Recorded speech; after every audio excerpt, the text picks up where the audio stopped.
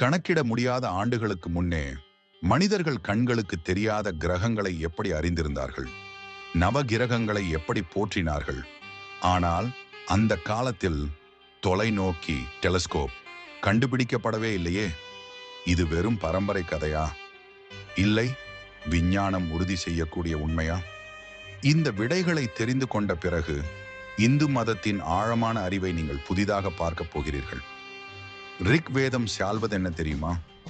ஒளி ஒரு விஸ்வ சக்தி, அதற்கும் ஒரு வேகம் உண்டு. சரியான கணக்கீட்டில் வேதங்களில் சுட்டிக்காட்டப்பட்ட ஒளியினுடைய வேகம் இன்று விஞ்ஞானம் கணக்கிட்ட வேகத்துடன் ஒத்துப்போகிறது.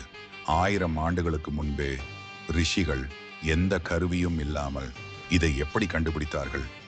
இதை போன்ற உண்மைகளை அறிந்த பிறகு இந்து மதத்தின் மேன்மையை உணர முடிகிறதா?